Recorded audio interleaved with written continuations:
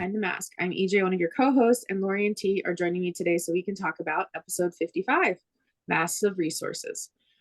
Just a friendly reminder that anything discussed in this podcast is not to be used as a diagnosis or replacement for conversations with your own doctors, therapists, psychologists, or other medical professionals. Today, as we alluded to in the previous episode, we're going to talk a little bit about resources, your toolbox, and just getting to know things that you may need to know for medical self-care, as well as to help you and other people in your life go through challenging times. And I think we're going to start with just talking a little bit about what a toolbox is and how you build one. So yes, I realize that we talk about this at church sometimes, that once you're involved with a system, or you've had an experience, we often kind of have jargon that goes with that, you know. And I was like, maybe it would be important to start us off in this episode. Let's identify and not assume that everybody knows what a toolbox means and what it's for, and how you use it and how you build it. So the toolbox that we're talking about is, what's the one that Sears put out for years or whatever, the Craftsman. Yeah, this is not a Craftsman toolbox in the literal sense, but in the metaphorical sense, it is, because it's a collection of skills, techniques, items, and other suggestions that you can turn to as you need. So that can be mentally, physically, spiritually, all of those things. Right. We can have multiple toolboxes, or we can have one that is compartmentalized. This one is for mental, this one is for spiritual, this one is for, however you choose to do it. What we're talking about is your metaphorical Craftsman toolbox, so that you can address, handle, deal with the things that are going to come up. When I used to be an event coordinator, I would tell people all the time, do you want to know the real reason that you hire me? It's not because you can't handle it. It's not because you can't do it. It's so that you don't have to, so that I can use all my tools and skills and resources to help you have an event that is as smooth and happy and tranquil and whatever you need it to be. But even when you hire me, the skilled professional, right? I think this is important with counselors and doctors and, all of those other people in our lives. It's not if, it's when. Right. No matter what we do, no matter how much we try and we plan and we, set ourselves up for success. I have a friend in my life who hates it when I say that phrase, because she knows it's still connected somewhat to my needs and drives from, but I had somebody else in mind, but because I am a self-professed perfectionist, and I'm always trying to strive for that perfection. Striving for the perfection is not the downfall. It's getting enmeshed and admired in it and thinking that nothing can happen unless it is perfect. I saw a meme the other day. It was really amazing, and I'm gonna just paraphrase it, but it basically said, you can't wait around in life for all of the things to be perfect or you're never going to live, Right. because it's not going to happen. Go out and live, and then just deal with all the things that come. But how you deal with them successfully is by having a toolbox and by building it. There you go. Toolbox defined. And just a caveat, I don't not like that phrase. I hear it a lot.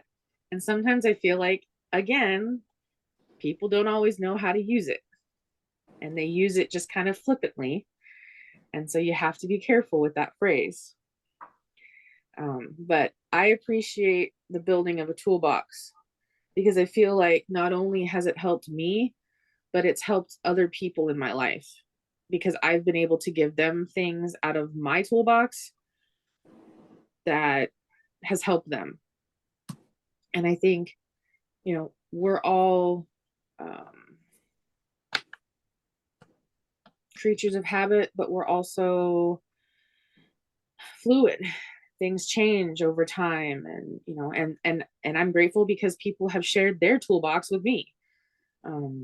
It's an ever changing, ever evolving thing, and I love having tools, and I should have been a Boy Scout. What is that? The always be prepared or whatever. Because I'm constantly talking. Serious. Yeah, I'm always talking about like preparing for things and knowing ahead of time what things are going on. And I used to not have a toolbox, and then being faced with taking care of my parents and not knowing which doctor to turn to, because as parents, they were taking care of going to the doctors and they had specialists, and I was like, okay, see you later. There was never a lot of keeping track of that stuff, and then all of a sudden I had to. And I had to know which doctor was who and how long and when was the last time they saw them and what was the reason they saw them. And it becomes overwhelming. But to have the tools in your toolbox, it makes it a little easier. So everybody's toolbox is going to look different too. And there's factors that play into that.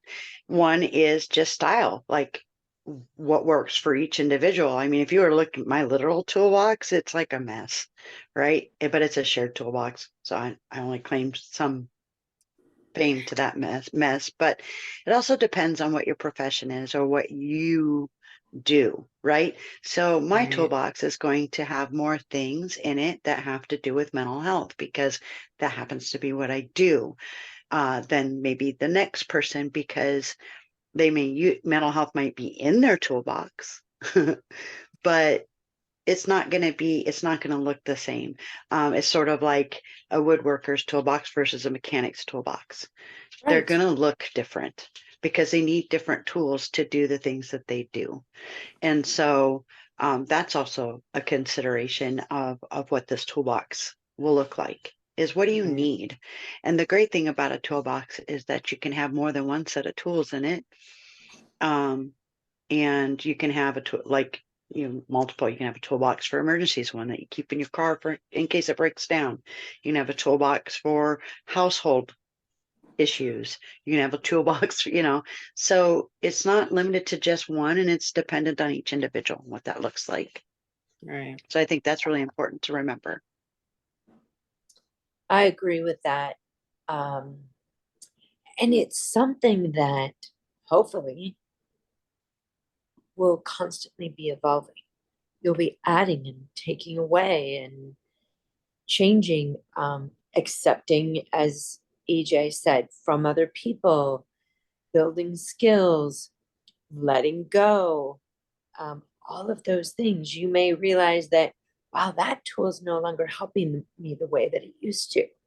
So I either need to let it go, adapt it, fix it, mold it to what I currently need now, or decide to get rid of that one or pass it on to somebody else. I talk about the fact that my big thing is I'm constantly trying to leave a legacy. Well, if I'm doing that, sometimes what I was currently using in the past is no longer working for me. So I have to let that go and then move on to the next one.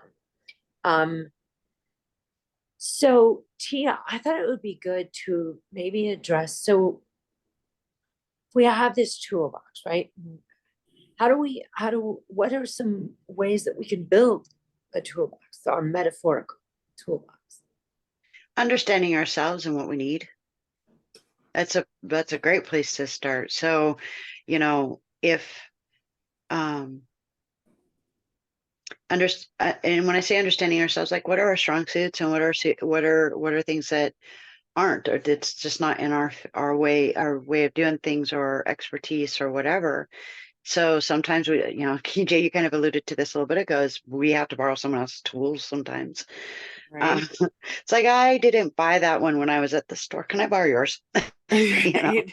So, so sometimes, that's a piece of it, but it really is understanding our own needs and wants, and knowing where we need to go and what we need to get. So, and knowing when we need to change it up or add to. So, for me, my toolbox is probably going to be geared a lot along the lines of, what do I need to be a support at home, and um, financial. What are my financial needs? What are my medical needs? What are my Right. professional needs? And identifying what is going to work and not work, at least to start off with. And then you kind of adapt as you go. So, like I said, one of the tools I'm going to have to dig out of the toolbox is, a few weeks ago, I got a chip in my windshield. We were hoping to put it off, but with sub-zero temperatures this morning, I turned my car on, and as it was warming up, that crack just shot straight across my windshield. Now I got to figure out how I'm going to pay for that. Right. So I got to access my tools. I gotta look at what my options are, and so the tool I'm going to be using is communicating. My communication and problem solving tools. Yes. Yes. And I like what you said in that there's multiple toolboxes, if you will. Or compartments within, if it helps you to have one toolbox and put them all in, however you choose to do it metaphorically, there's multiple options within that. And based upon what thing we are currently going through, that will determine where we're pulling from. Mm-hmm. And, something else that I think was important, and I can't remember if it was AJ or T who mentioned it, but I think it's important to remember we're, I don't use scientific terms very often or well, but we're organic life forms, right? We are not static. We are constantly changing, growing, adapting, overcoming, all of these things. It is a complex system from the head down to the toes, and how it works. And so just our physical bodies are these constantly changing things. And then we live in a constantly changing environment.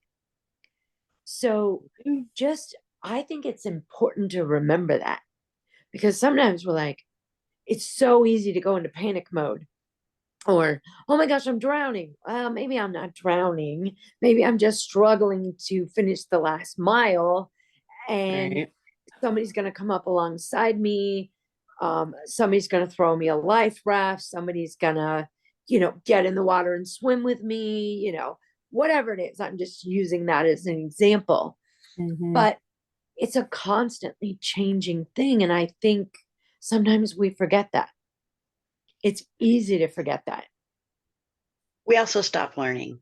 Oh, yeah. Sometimes we stop learning. We stop gaining knowledge. So, and what happens then is, when I need to access my tools and I don't know how to use those tools, when I need to unscrew something and I grab a hammer, I'm gonna make a mess.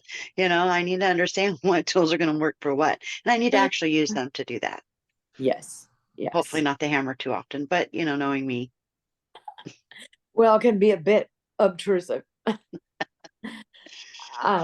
I think another thing, so that kind of leads us into how do we build these toolboxes? What do we put in them? Where do we get this information from?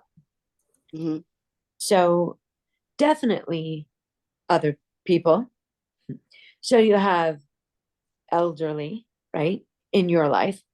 That's a relative thing, depending upon where you are in the growing up process, physically, mentally, maturity wise, all that stuff. But there's always going to be somebody that's already been there before you. Right. Okay. There just is, because there's going to be somebody who's had an experience you haven't had. Then there's going to be people in your life who haven't been through what you have because they can't physically, because they've only been on this constantly evolving planet Earth for a limited number of years. I'm thinking and referring to, babies, infants, even up through the teenage years. You Right. just only have so many resources to grasp from because you haven't physically been able to acquire that many tools yet. And then there's life experience, and there's literal like time on the planet. And then there's the experiences that you've had, all of the different things, trauma then comes in there and messes all that up. Grief and loss, and then the good stuff, celebrations and babies and families and all of the things that we celebrate in life, a beautiful meal, a friend's birthday, whatever it is, a great movie. There's so many things that affect all of these things. That's why it's constantly changing. So I think it's important to kind of get an understanding of where you are in that process as you begin to Right. build it. And then I think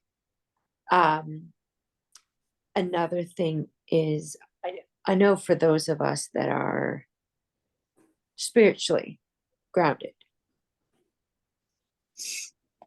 how strong is you can have a spiritual toolbox.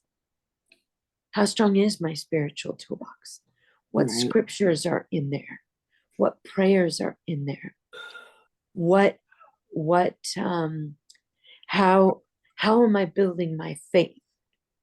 Am I connected with a joy and a peace that isn't always attainable on our own here on this earth?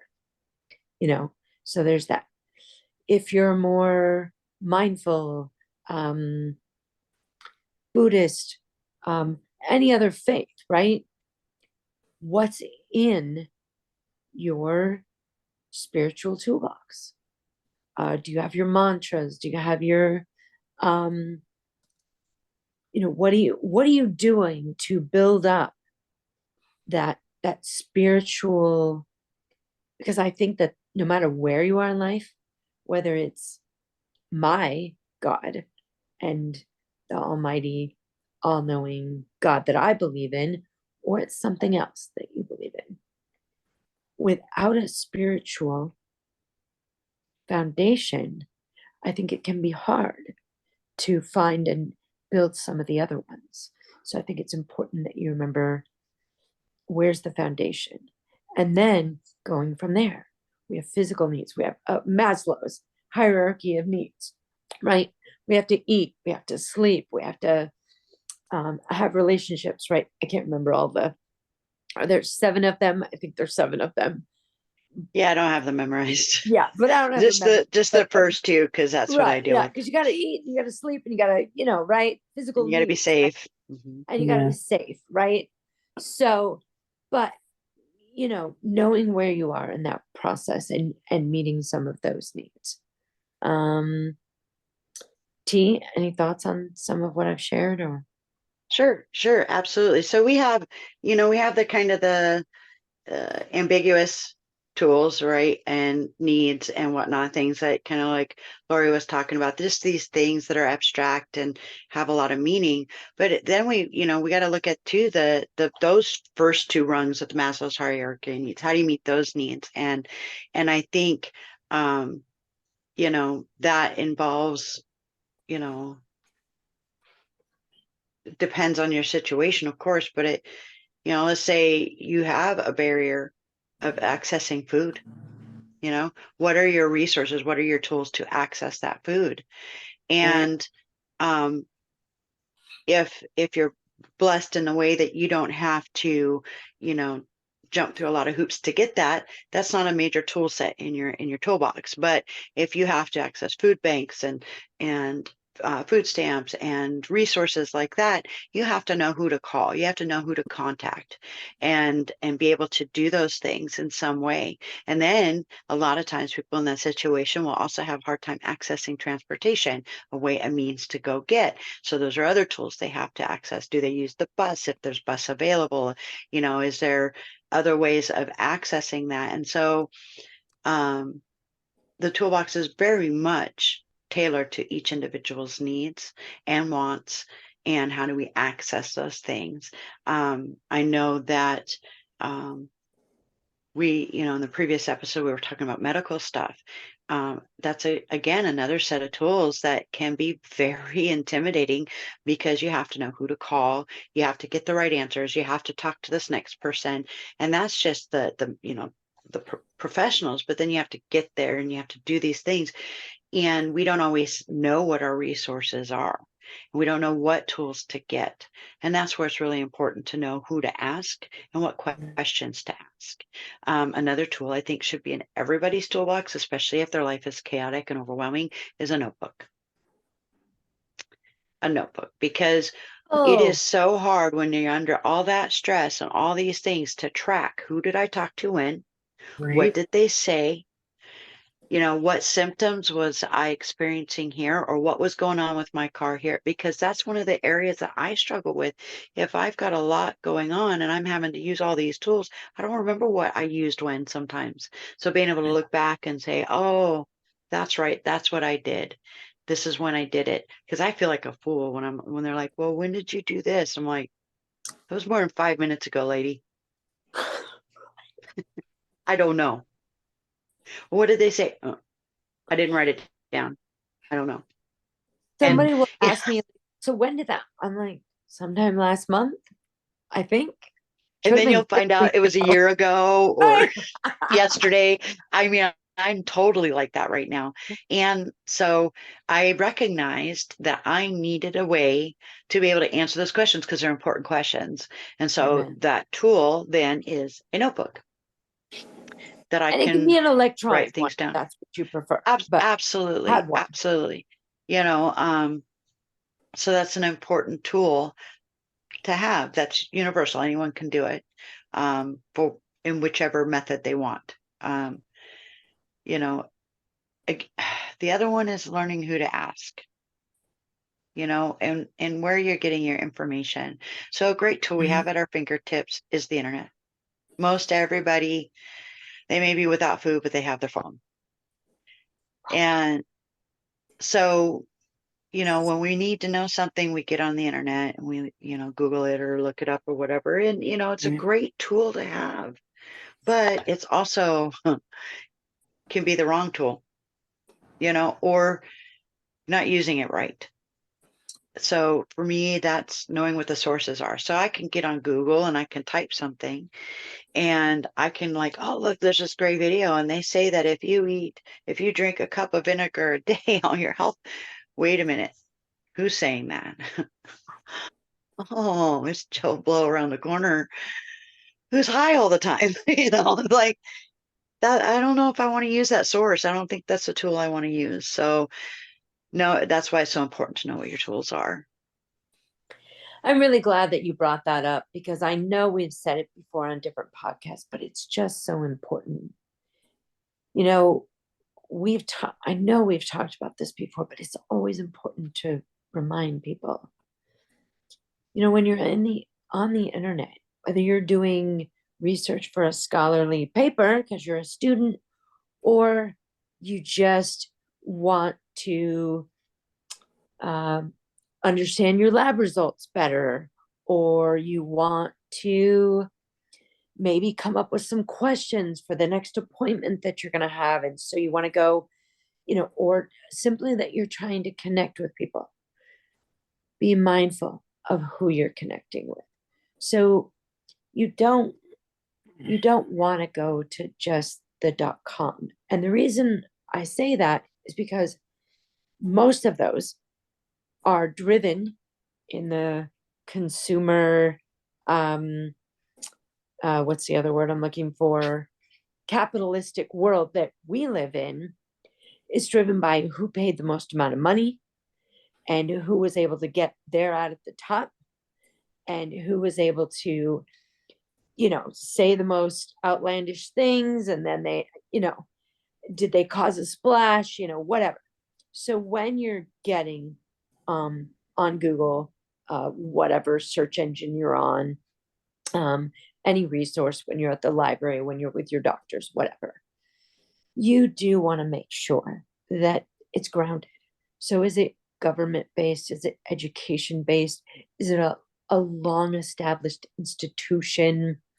Is it from a medical journal rather than just, I don't know, Susie Sunshine, who, like you said, you said Joe Blow around the corner, is it just Susie Sunshine who, it's like, oh, if you just smile every day, all your problems will go away. Yeah, right.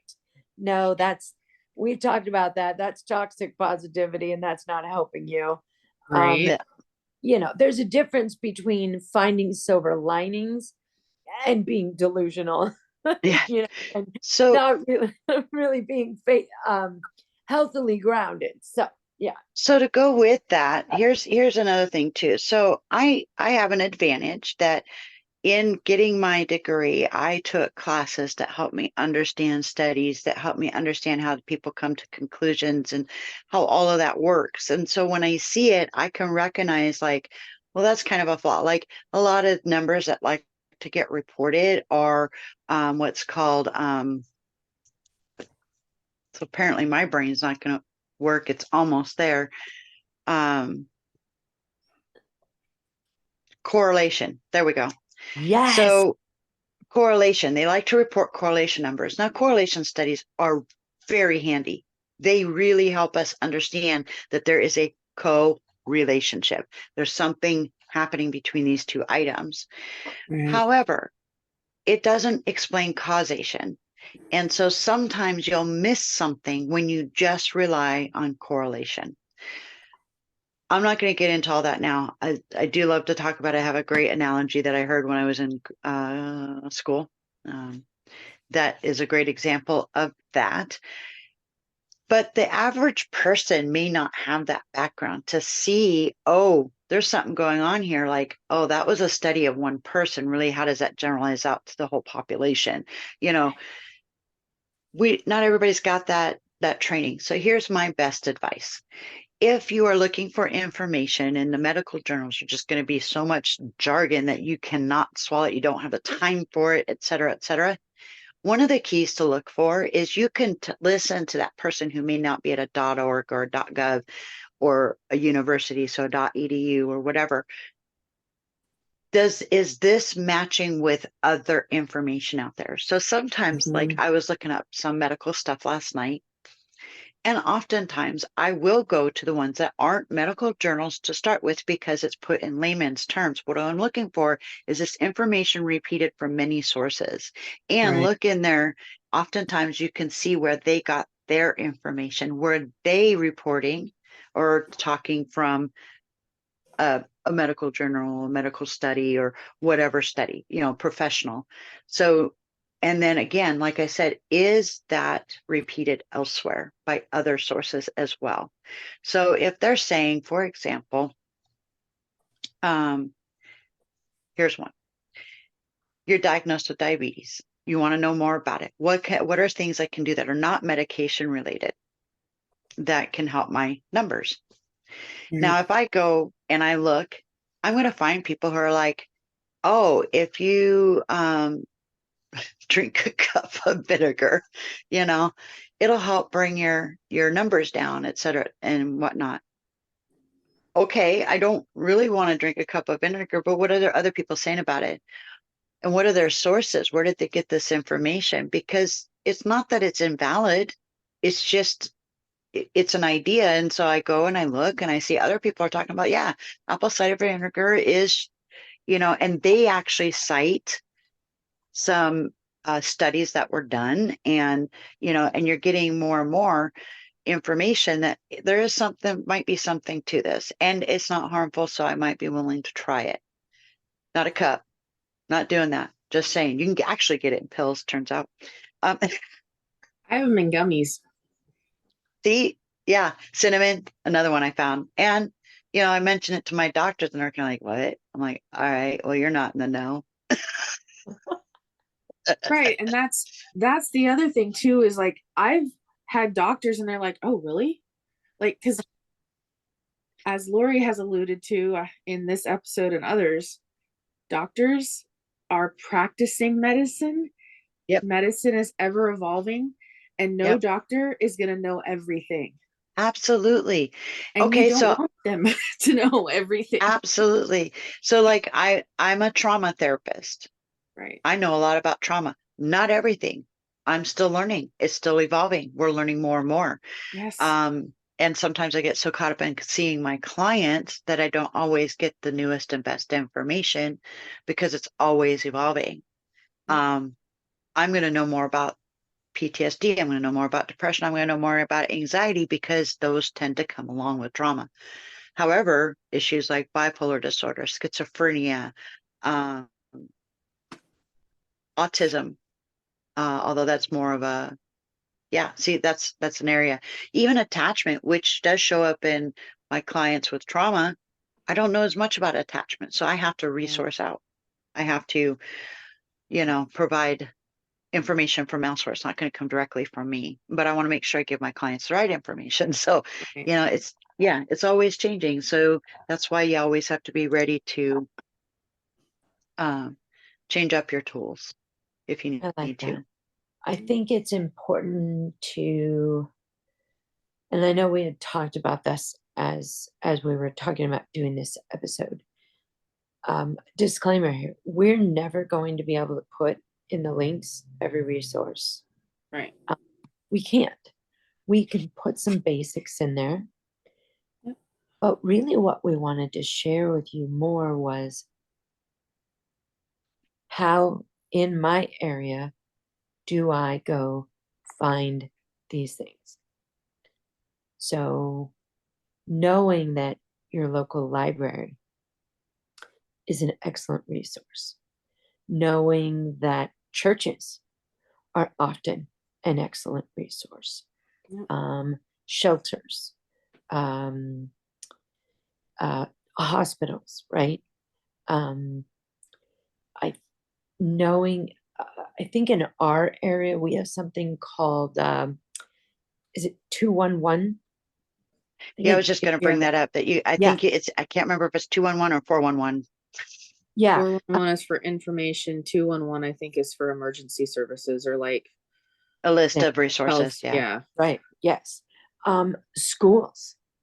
Schools are just magnets for resources and Mhm. information. We want to teach you how to go find these things. Of course, the internet is a resource. Right. Yes. Just be mindful.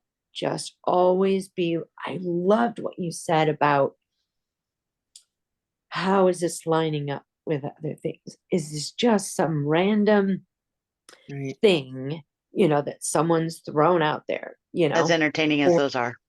yes, and they can be, I guess if that really entertains you, get on TikTok, and watch some videos or whatever. But I do know that you can find reliable, good information.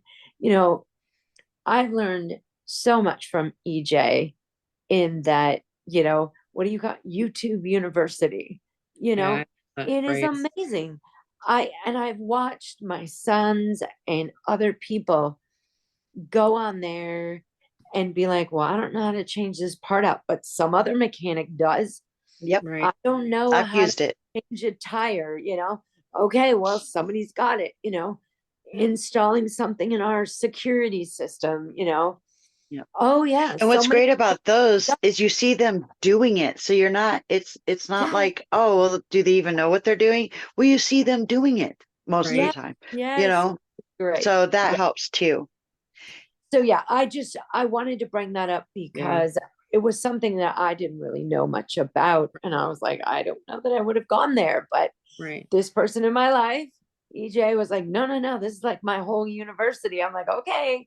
I Right. learned Yeah. I I learned learned a to lot. beadwork. I learned how to make jewelry. I learned how to sew. Am learning how to sew. I've gotten a lot better at it. But Yeah. when I want to learn something new, that's one of the things I do. Is that I'm Right. like, oh, I wonder what that looks like. Yeah. And it started out really simple, but like, so my grandmother tried to teach me, this is kind of off topic, but my grandmother tried to teach me crocheting when I was a kid, and I never really picked it up. I learned the basics, and then I was like, I can never learn how to turn to go back, to make an actual project. Um, so as I got older, I'm like, I really want to get into this. And like, so I YouTubed it, and I've learned how to do car stuff through there. I've learned how to do web design. I've learned how to do, some formatting and book editing. You kind of have to keep up on that stuff. I mean, I've learned if there's a specific like site I need to learn how to use, I go to YouTube because there's going to be somebody that's gone through the website and walked you through how to use it. Yeah. Um, I think it's a huge resource, but I will say every person on there is not necessarily an expert. And you have to look at the comments of people who've made comments on the videos. And if somebody is claiming that there's some like PhD, anyone who holds any kind of medical license or PhD or anything, you can look that up to verify if it's accurate and true. I Yes. was just telling somebody my credentials for my home care aid license can be viewed publicly on any Washington State website Yep. because that has to be public record. Um, and so if you're on there and you like see this person, they call themselves, like doctor or whatever, and they actually aren't, then you start to think, okay, well, is this person somebody I really want to, trust? But then you start seeing, do they have a lot of videos? Like, do they talk about it? Do they talk about this? Do they bring in other people who may be similar experts in this field? So you have to be careful, just like with anything. Right. Well, you know Wikipedia. what's an important factor in any research study done? Has it been peer reviewed? Yes. So I think that applies to anything. Has it Oh been peer yeah. reviewed? That's what I'm saying. If you find something that this person's saying this, can you find someone else saying the same thing? Who's their sources, et cetera, et cetera? What's Right. their degree? What makes them know these things? Yeah. And I really appreciate when people start off with these are opinions. I Yes. love that when people start, I'm more likely to value what they have to say if they're straight up. These are just my opinions. This is what I've noticed, because anecdotal evidence, that's what that is when we tell a story to present our evidence, but it's combined to you, it still has value. Right. But to me, it loses value if people don't start off with that and they come at me, oh, this is the facts. Well, but what are you Right. basing that on? Well, one day Yeah. I, tripped over this and stumbled into this, and now I Right. know this. It's Yeah. like, oh, okay. Yeah. Right. And it's true. And again, I know a lot of people use Wikipedia, but please don't. Yes. Wik and Wikipedia is a vast knowledge base, but it is editable. You can go in there with a free account and edit anything on your Wikipedia. Yes. So you could maybe find some information, but like Tina was talking about, if you find something on Wikipedia, usually if it's referenced, you can go to the site that's directly referencing where that information came from and use that as your source, not as the Wikipedia page. So again, and like Tina was talking about peer reviews, that's what comments are for. The comments are a great source of peer review. I've gone through videos and I've scrolled through comments just to see how many people like and comment on, like, oh yeah, this worked great for me. Oh yeah, this worked. Oh yeah, I do this all the time. That's telling me, okay, this person actually is doing something correct. Mhm. Whereas I've also gone to websites and videos, and they're like, yeah, this didn't work for me. I had the problems with this. This doesn't work. Oh, there's just, you know, And that's why in a research paper, there's a section called methods. yes, You have to literally like spell it out how you did that research, what exactly happened during that research, so it can be peer reviewed, so it can be repeated. And that's what right, those comments are saying is like, yeah, I did what you said, exact how you explained it, and this is it worked for me. Or I see this in recipes. I tried your recipe, it didn't come out the way you said it would, so I did this different and then it right. worked. Hmm. That's kind of Yeah, another way of looking at what peer review means. yeah. Yeah. Another place I um encourage you guys to like research for anything, whether it's for self-care, for health, for medical. Hospitals, most major hospitals like the Mayo Clinic, John Hopkins, Hmm. Cleveland. Cleveland Clinic, Yep. those are all well respected, well recognized, well certified clinics, um, hospitals that churn out doctors left and right. And they usually have archives and resources available with accurate information. Some can be very medically heavy jargon, so you kind of have to give and take on that. But usually with a good dictionary, you can pretty much get to understand what it's saying. Um, and also like for financial help, another hospitals are a really good resource, especially for medical stuff. If and clinics too, doctors' clinics. If you really need to have a procedure done and you don't have either the medical or you don't have the coverage for it, there's usually some sort of resources. Whether it's partial financial aid, it's aid through a separate program. Um, like I was talking about in the last episode, I had a surgery basically fully covered in a time when I was unemployed and really didn't have medical, and the medical I was having didn't cover it all because of financial aid. Yeah, so it's important, and it's important to talk and be afraid to ask the questions and be afraid to be open about your situation. Um, yeah. I was trying to remember. I can't remember if it was this episode or the previous one, but I'm pretty sure it was the previous one. One of the biggest things you can do to help yourself is be willing to speak up, be willing to ask, and then be willing to take in and process whatever information you're given. But really just asking. You know, I was sharing, I think it was this last week, I was sharing in a Bible study group I was in, and I'd kind of forgotten, something, and I reminded all the ladies in the group, I'm like, you know what I needed to be reminded of this week was that sometimes God's just waiting for me to ask. And when I don't ask, he's like, okay, well, I'm just going to sit over here. And when you're ready to acknowledge me and realize that I can help you in this, but the same thing goes for our loved ones, for our counselors, for our doctors, for anybody involved in our lives. We're not mind readers. Right. I just, we don't know. And sometimes some of us are really good at putting on the masks and acting like it's all okay. And more often than not, we're the ones dying underneath and just we're scared. We just need help. But we haven't asked and we haven't, and that's why I created this, with you ladies. That's why we created this podcast, because I wanted to get behind the mask, get behind all the things that inhibit us. And T, you've said it before. It's not that all masks are bad, but when they are hindering us, when they are stopping us, when they are hurting us, then we need to be able to get behind them, take them off, let them go, use the masks that are good, that are helping, those tools, you know. So a mask can be a tool. Yes. Yes. Oh, I like that. Yes, a mask can be a tool. Yes. So how could it be a tool?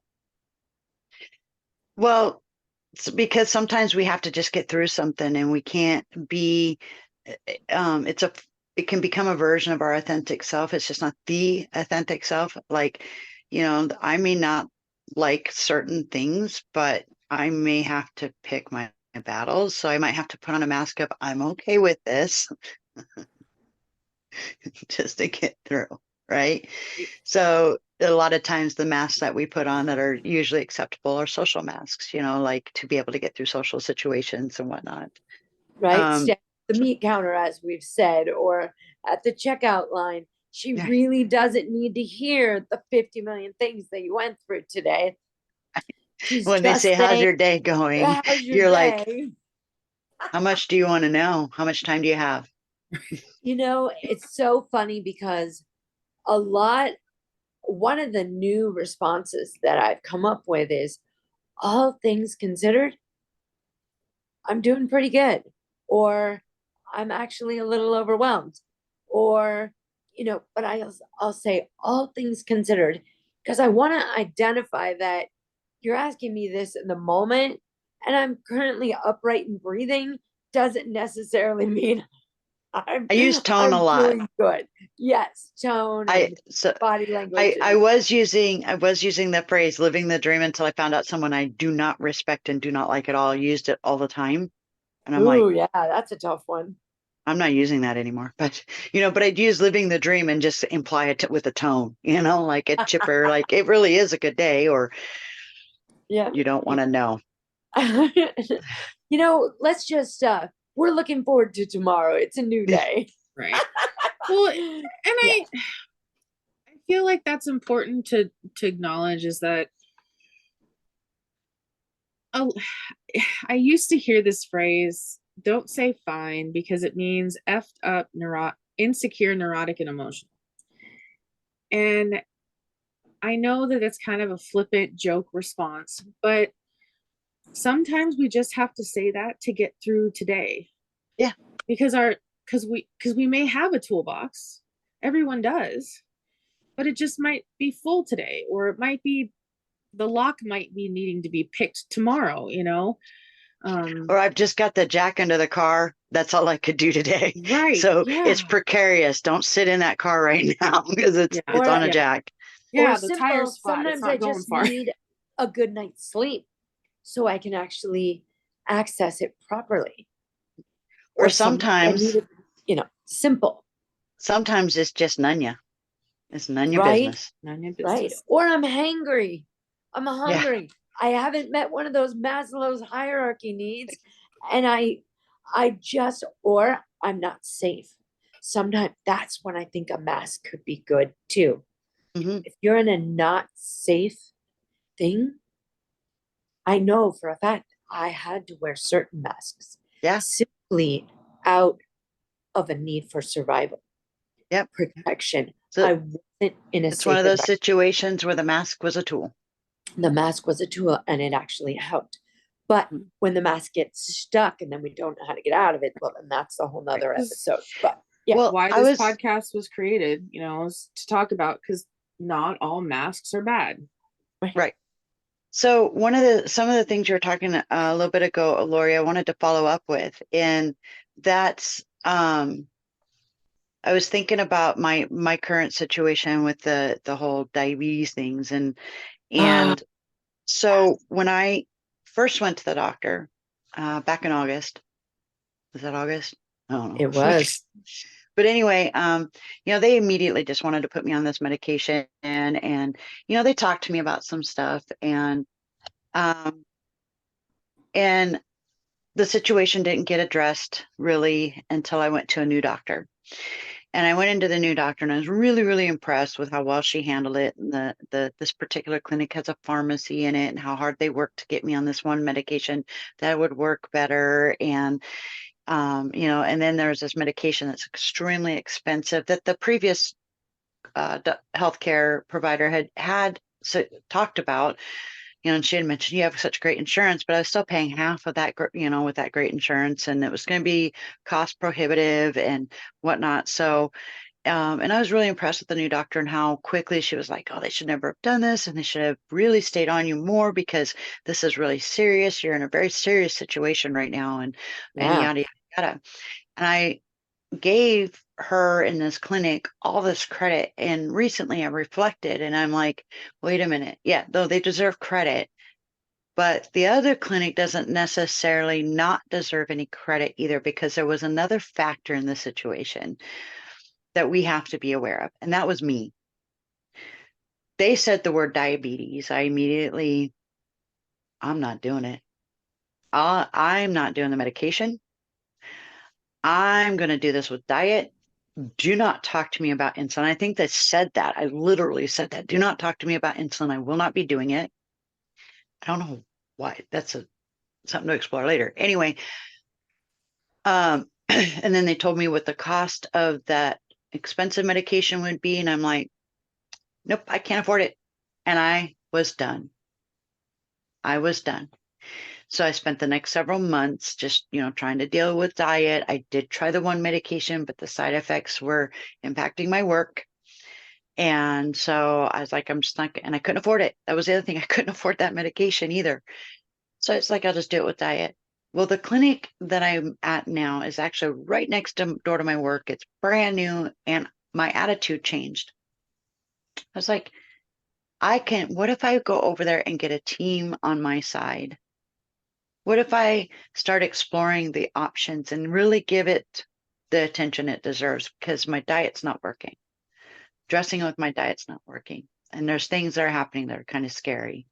So it scared me enough to motivate me, because I am an avoider when it comes to medical stuff. I'm like, I'll go once, have great intentions, and then not go back. So how can I blame that first clinic when I didn't give them a chance and I did not communicate with them? I This new say a clinic, lot. I gave her Yeah. a chance, and I'm communicating, and I'm doing my homework too. And that's how I got they worked really hard to get that medication, the really good one, down at a cost that was more affordable. And then I did my part of it, and I went directly to the website of the medication, and they offered a coupon that got my Right. copay down even more, because You were in I a different place. I checked my attitude at the door, which is something that's kind of interesting because I don't do that very well sometimes. But I checked my attitude at the door and I engaged. I had to have the right motivation to do it. So happy that you said that, because it's kind of one of the things I talk about a lot. More often than not, again, there are resources, there are tools, there are things, right? But more often than not, the biggest thing that we need to change or modify or adapt is our view, our perspective, our attitude, our heart. If we start internally first, the other stuff seems to flow. You have It's to why, choose to open that toolbox. and it's why self-care is so important. I did not know that. I never got the concept of putting on my own oxygen mask first. I didn't get it. It took me a long time to get that. But now that I've got it, I'm going to talk about it forever because it is so important. We have to do that spiritually, mentally, emotionally, physically. We have to get these things centered, grounded, focused first. Then the rest flows after. And just because I can't help but share faith-wise, it's the same thing spiritually. When we're focused on the cross, when we're focused on bringing God glory, when we're focused on that, we are promised that everything else will follow after. And I think that it's really a good metaphor for all of life. All of life. So glad we said that. So we'll make sure that some of the links that we talked about or some of the different resources we'll put in, or I'll get in the description with along with our normal stuff that you see in there. And if you see or hear of any other resources that you think are important, don't be afraid to comment on the video itself, or reach out to us and let us know, because we can include that in future resources and stuff. There's Please. two that I'm going to be sending to EJ to put in there. There are 2 links that will take you to mental health related stuff. And one, it's going to say therapist aid. And yes, us therapists will go there and download worksheets, et cetera, if we think it's useful for our clients. But I think it's even more useful for people to be able to go to and access, because there's a lot of knowledge and little work and activities you can do for yourself. And when you're choosing it for yourself, it's a lot better than your therapist shoving it in your face saying, hey, or do this as homework. And then the other one is out of Australia. They have a lot of quote unquote what they call modules. And it's been a while since I've been on there, but they'll have things for like how to help with depression, how to, things to do for your depression, eating disorders, etc. And I've had clients work on them before, and they're very, very useful and very knowledgeable. So good resources. And never forget to, and every area has these, there are national ones, there are local ones, but you do have crisis hotlines, you have, your local agencies, well, even your national ones, for vets, for trauma, for domestic violence, for anything. There, you got your YWCAs, there are so many resources available. And what they're going to have too that's really valuable is resources. So like for our agency, we're the crisis agency in our area. We also have county mental health as well for other aspects of it.